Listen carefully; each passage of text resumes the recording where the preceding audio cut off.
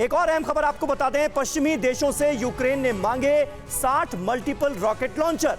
रूस को हराने के लिए मल्टीपल रॉकेट लॉन्चर जरूरी हैं, यह कहा गया है यूक्रेन की तरफ से। ब्रिटेन और अमेरिका वादे से ज्यादा करें यूक्रेन की मदद। जेलेंस्की के सलाहकार ओलेक्सी एरेस्टोविच ने यह मदद मांगी। रॉकेट लॉन्चर युद्ध में गेम चेंजर हथियार हैं, यह कहा गया है यूक्रेन की तरफ से। तो रॉकेट लॉन्चर की डिमांड यूक्रेन की तरफ से की जा रही है। यूक्रेन को पश्चिमी देशों से मिल रही मदद बहुत कम है, आधुनिक हथियार चाहिए, यह डिमांड रखी गई है। और ब्रिटेन ने बहुत कम M270, तो वहीं यूएस ने ऐसे ही रॉकेट लॉन्चर दिए हैं। ब्रिटेन यूएस से मिले रॉकेट लॉन्चर से 50 मील तक ही हमला किया जा सकता है, यानी लॉन्ग रेंज के मिसाइल की भी डिमांड यूक्रेन की तरफ से की जा रही है, जिसको लेकर अमेरिका के पास दुविधा है। और यूक्रेन को लंबी दूरी तक मार करने वाले रॉकेट लॉन्चर सिस्टम चाहिए, यह बार बार कहा जा रहा है। लंबी दूरी तक मार करने वाले रॉकेट लॉन्चर मिले तो रूस पर हमला तेज होगा। यूक्रेन को अमेरिका से 363 हिमार्स, 225 M27 जैसे रॉकेट लॉन्चर चाहिए। सेवेरोडोनेस्क में रूसी सेना को मशीन गन, मोटार और तोपखाने से जबरदस्त पलटवार। और जेलेंस्की के सलाहकार ओलेक्सी की ये डिमांड है, ये चिंता अमेरिका की सबसे ज्यादा है कि इस वॉर की जो लपटें हैं वो सीधे अमेरिका तक ना पहुंच जाएं अगर लंबी दूरी के मिसाइल दिए गए, क्योंकि फिर वो रूस के शहरों को टारगेट करेगा और बहुत नेचुरल है कि फिर रूस के सामने कोई ऑप्शन नहीं रहेगा। बिल्कुल ठीक कह रहे हैं आप कि अगर लॉन्ग रेंज उनको दिए गए हथियार तो निश्चित रूप से जेलेंस्की बोलेंगे हमला हमें रशिया की तरफ से हो रहा है तो हम रशिया में अटैक करेंगे।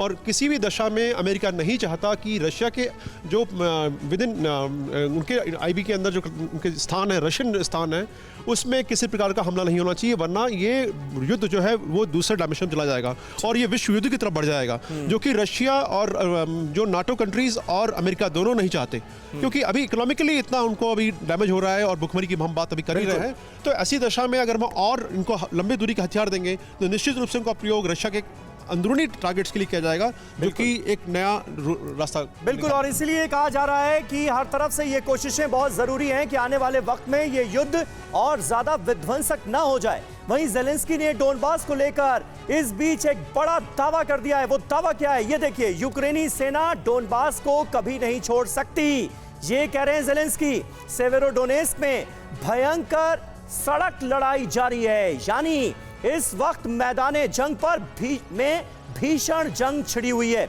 सेवेरोडोनेस्क से यूक्रेनी सेना पीछे नहीं हटेगी, ये कह रहे हैं जेलेंस्की। और इधर यूक्रेन को अमेरिकी समर्थन जारी रहेगा। अमेरिकी सेना के टॉप जनरल मार्क मिले का यह बड़ा बयान सामने आया। यूक्रेन को समर्थन, डी डे सैनिकों के विरासत, सम्मान और शांति के लिए। डी डे सैनिकों ने नाजियों पर जीत दर्ज की थी। इस जीत ने एक नया वर्ल्ड ऑर्डर स्थापित किया था और मौजूदा हालात में अमेरिका शांति स्थापित करने के लिए प्रतिबद्ध है, यानी कि वो इस युद्ध में चाहता है कि यूक्रेन की जीत हो, समर्थन जारी रखेगा। और इधर यूक्रेन में युद्ध लड़ रहे रूसी सैनिकों के लिए क्राउड फंडिंग की जा रही है, यानी रूसी जनता अपने सैनिकों के लिए दान कर रही है। पुतिन समर्थक रूसी सैनिकों के लिए कर रहे क्राउड फंडिंग।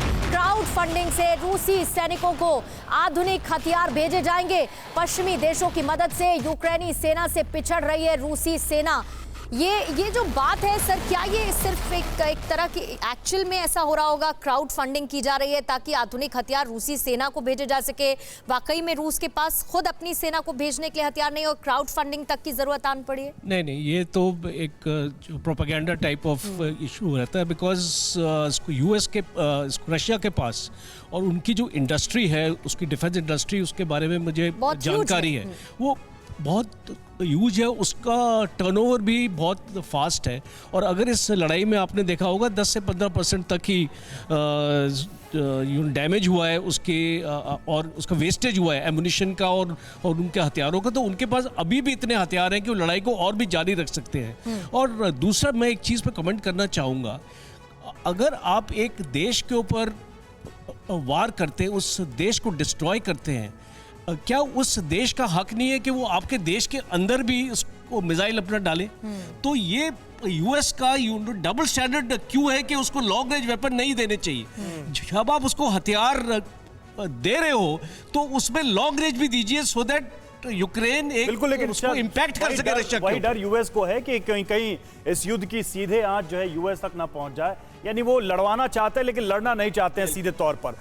अड़ी सोमवार से शुक्रवार शाम 6 बजे सिर्फ TV9 भारतवर्ष पर।